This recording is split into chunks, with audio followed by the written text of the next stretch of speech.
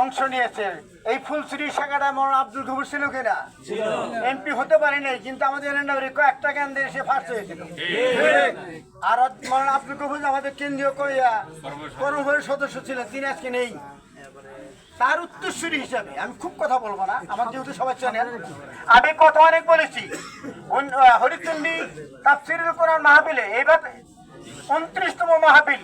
বাংলাদেশের এমন কোন বরেণ্য আলেম নাই যেখানে তাদের আবির্ভাব ঘটে নাই।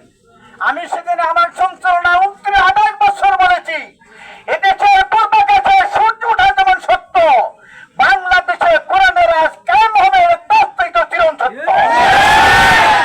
আজকে যারা বিগত দিনে স্বাধীনতার পর মাঝখানে ছড়ে উত্তরায় এই গত কয়েকদিন আগে বাংলাদেশের সকল কিছু লুটতরাজ করে নিয়ে আল্লামা সাইদি বলেছিলেন, তোমরা হলে আগাবাদী, আমরা হলাম গোড়াবাদী, একটা থাকি দিব নয় দিল্লিতে মামুর বাড়িতে পড়বে, পড়ছে কিনা? আজকে শেখ হাসিনা বাংলাদেশের যত কৌশল থাক ফাঁসি রায়ের মামলা হিসেবে ফাঁসি ঝুলবে, এই রূপ নিয়ে বাংলাদেশে ঢুকবে, মুক্ত অবস্থায় বাংলাদেশে ঢুকতে দেওয়া হবে না। তারই ফলশ্রুতিতে টেকনাফ থেকে তেতুলিয়া পর্যন্ত বাংলাদেশ জামাত ইসলামী জাতির কল্যাণার্থে, জাতির মুক্তির অর্থে সারা দেশে 300 আসনে নমিনি নাম ঘোষণা করেছে ইনশাআল্লাহ। আপনাদের কাছে আমরা টাকা পয়সা চাই না, জামাত ইসলাম আপনাদের কাছে টাকা চাবে না। আমাদের দাবি 3টা।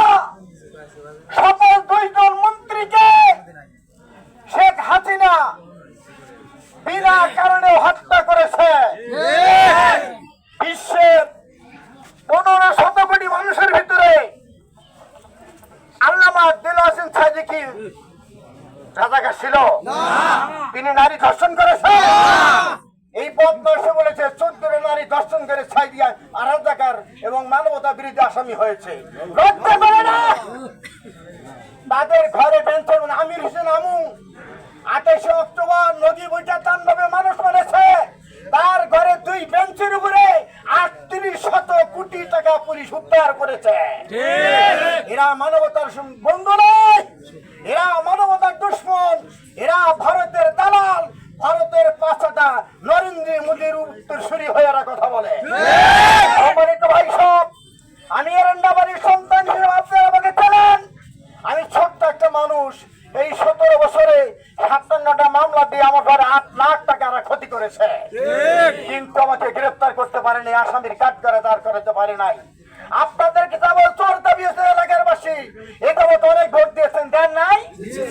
এবার আপনাদের হাতে এলাকার সন্তানী যে পায়ে হাতে বলতে চাই, এরন্ডাবাড়িতে দাড়ি পাল্লার বিজয় ডঙ্কা বাজাইতে হবে। কর্তৃরা কেন্দ্রে ভোট যদি কেউ মেনে নিতে না পারে, ভোট যদি কেউ ডাকাতি করার চেষ্টা করে, ভোট যদি কেউ মেনে নেওয়ার চেষ্টা করে, কালো হাত ভেঙে দেওয়া হবে ইনশাআল্লাহ। জামাত ইসলামীর কেন্দ্র ঘোষণা করেছে, কোন কেন্দ্রে নির্বাচন অবৈধভাবে করতে দেওয়া হবে না, ভোট মারার চেষ্টা করবেন না। আর শেষে আমাদের কথা সংক্ষিপ্ত আলোচনায় আপনাদের দাবি দল মত নির্বিশেষে ইন্না দীনা ইন্দাল্লাহিল ইসলাম, পরিপূর্ণ জীবন বিধান ইসলাম। এই ইসলামকে বাংলাদেশের জমিনে কায়েম করে আল্লামা সাইদি হত্যার বদলা নিতে চায়। চান না? আল্লাহ আপনাদের জন্য দোয়া করি। আজকে আমাদের যিনি মনোনীত আমার ছোট বড় ভাই ইসলাম আন্দোলনে গাইবান্ধা জেলা শাখা নায়েব আমির, দিনের অতন্ত্র প্রহরী নিরলস পরিশ্রম করে যাচ্ছেন, তাকে দল মত নির্বিশেষে আগামী ফেব্রুয়ারিতে নির্বাচনে ভোট দিয়ে ফুলছড়ি শাখার এমপি হিসেবে আমরা দেখতে পাই। আর একটা কথা না বললেই নয়, যদি আব্দুল ওয়ারেস ভাই এমপি হতে পারে, এই গাইবান্ধা থেকে এরন্ডাবাড়ি ফুলছড়ি মানুষের পারাপারের খুব সমস্যা, তাই না? 50,000 টাকা নিয়ে যেতে কলিজা কাঁপে।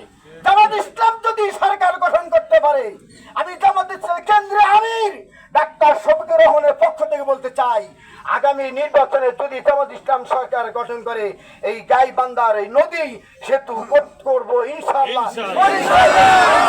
আপনাদের কাছে ডাক্তার শফিকুর রহমানের পক্ষ থেকে কথা দিয়ে গেলাম, যদি জামাত ইসলাম সরকার গঠন করতে পারে, গাইবান্ধা নদীর ব্রিজ সেতু নির্মাণ হবে ইনশাআল্লাহ।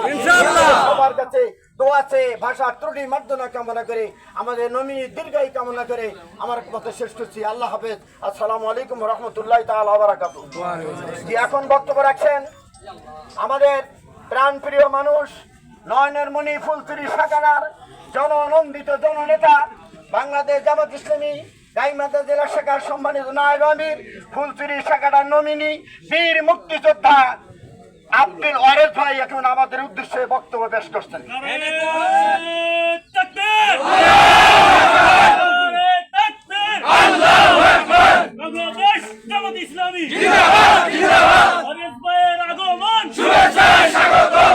আসসালামু আলাইকুম রহমতুল্লাহ ওয়া বারাকাতুহু। নাহমাদুহু ওয়া নুসাল্লি আলা রাসূলিল কারীম। সম্মানিত সুধী মণ্ডলী, আজকে এরান্নাপাড়া ইউনিয়নের হাটিয়াপাড়া বাজারের সময়মত জনতা, আল্লাহ তোমরা শুকরিয়া জ্ঞাপন করছি।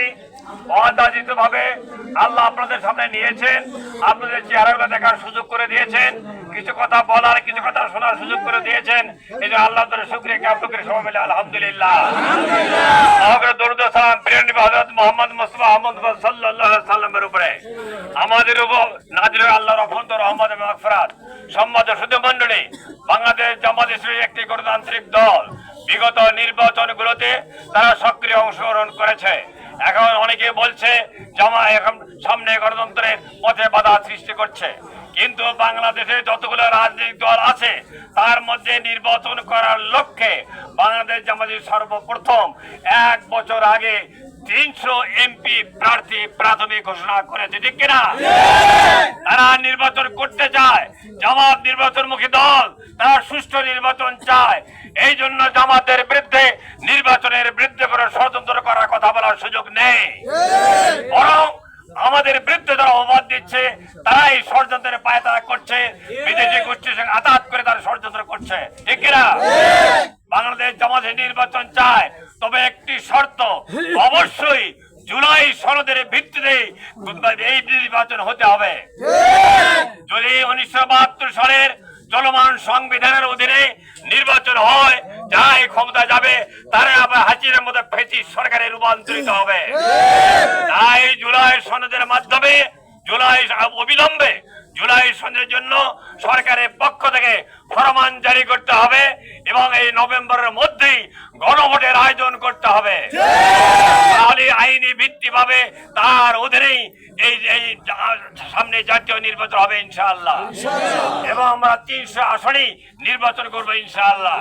তবে আমাদের সঙ্গে বন্ধুত্ব করলে যারা আমাদের সমাজে আসবে, 8 দল এখন আসছে, তাদের জন্য কিছু আসন প্রয়োজনে ছেড়ে দেওয়া হবে ইনশাআল্লাহ।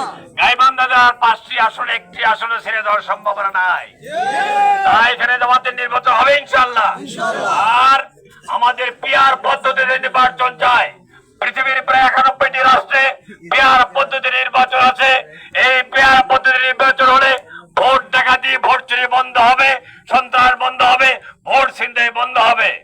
এই জন্য আমার পিআর পদ্ধতি নির্বাচন চাই, লেভেল প্লেইং ফিল্ড চাই, এবং স্বৈরাচারী শেখ হাসিনার একটা বিচারের রায় দৃশ্যমান চাই আমরা।